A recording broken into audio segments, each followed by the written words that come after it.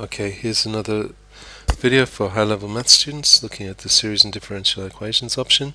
We're looking at approximation of the area of the sum of an infinite series.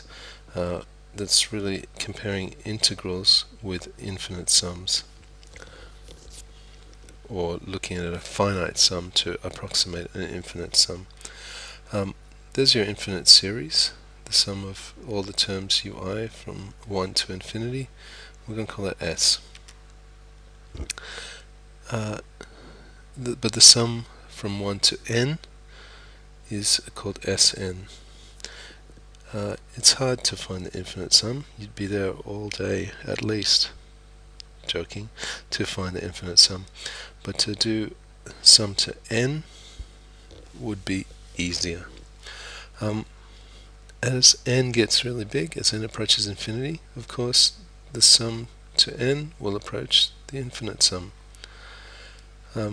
So basically, the sum to n is about the same as the infinite sum. And introducing a new term here, Rn is called the error. So this infinite sum is the sum to n terms plus the error. And the n stands for taking the sum of n terms. What would the error be?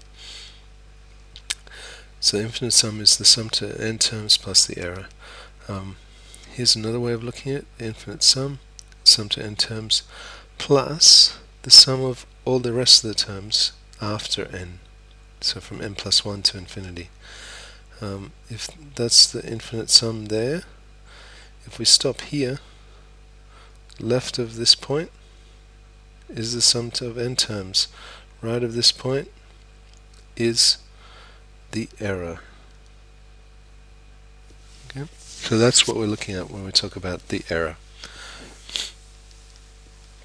Now, the error is these purple rectangles here, because it's the sum of all the values from the n plus 1th term.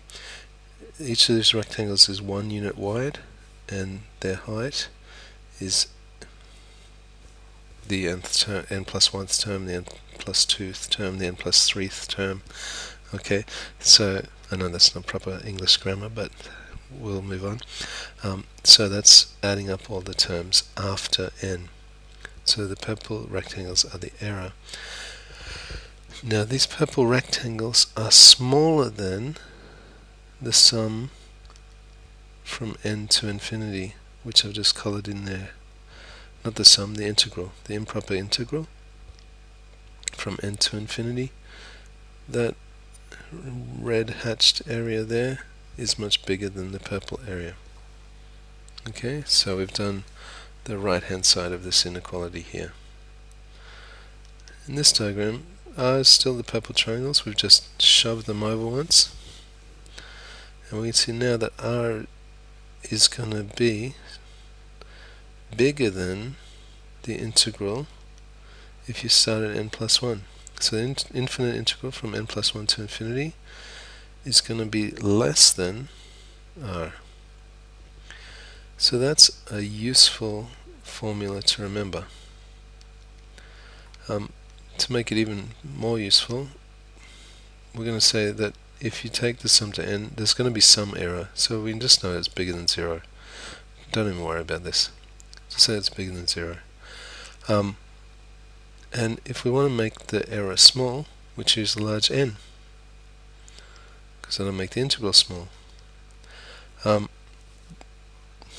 This only works when we can use the integral test, which means it only works when the series is positive, continuous, and decreasing. Probably should have said that earlier. Here's a slightly different scenario. Here we're starting at 1. Okay, if you look at the big and these big rectangles here, u1, u2, u3, they represent the sum to infinity. And you can see that those big rectangles are greater than the integral here. But if you take away the first big rectangle. So take away the first big rectangle and everything's like these small rectangles now. And see, all the small rectangles are under the curve, so the small rectangles are less than the integral from 1 to infinity. So if we just rearrange this quickly, the sum to infinity has to be less than u1 plus the infinite sum, and it's got to be greater than the infinite sum. Oh, again, I keep saying infinite sum, this is the indefinite integral. Not the indefinite integral, the improper integral. It's a definite integral because it's 1 to something, but the something's not defined, so it's an improper integral. So starting again, the improper integral is less than the sum, but the sum is less than the first term plus the improper integral. Okay, just read the symbols, makes more sense than my words. Here's an example that'll help us. Okay, here's a series. We kind of know this series converges, but we'll check it anyway.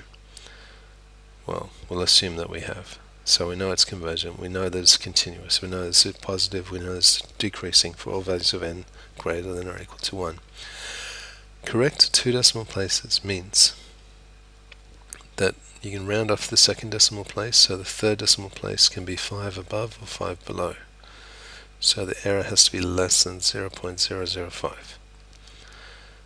So using our first formula there, the error has to be less than 0.05, so the integral has to be less than 0.005. Okay, this improper integral, so we've got to change it to a limit. We can take the integral of x to the negative 3, it's going to be negative 1 x to the negative 2 over 2.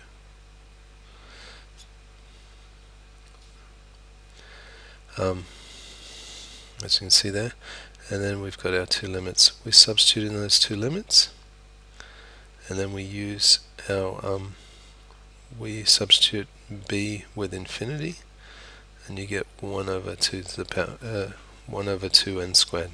1 over 2n squared is the integral there. So 1 over 2n squared has to be less than 0.005.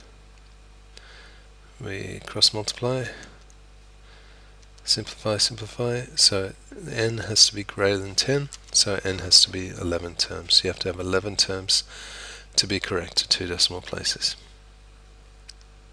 Okay, next up we have to show that this infinite sum is between these two values. Okay, there's a bit of a hint with this pi over 4 here as well. Okay, so we have to use our other formula now, that the sum is between the improper integral and the first term plus the improper integral. That's that one there. Okay, this time we're looking from 1 to infinity rather than n to infinity, because we're looking at the whole sum. Okay, the improper integral is 1 over x squared plus 1. We have to change the n to an x when we do it, make it into a integral, because series and sums are discrete but functions are continuous.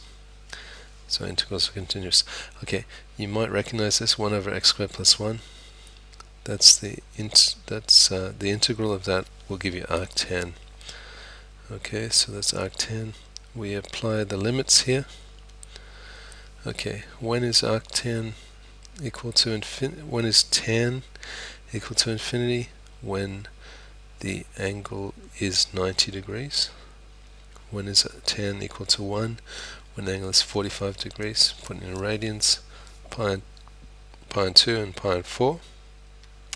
So pi and 4 is our improper integral. So you can see a pi and 4 there and a pi and 4 there. Okay, this half is the a1, the first term. So we work out what our first term is. Just put in n equals 1 into that formula there, you get a half. Therefore, pi and 4 improper integral is less than the infinite sum is less than a1 a half plus improper integral pi over 4. Okay, so I hope those two examples helped you understand the two very important formulas we need to remember in approximating the area of an infinite sum. Hope this was helpful. Good luck with all your questions.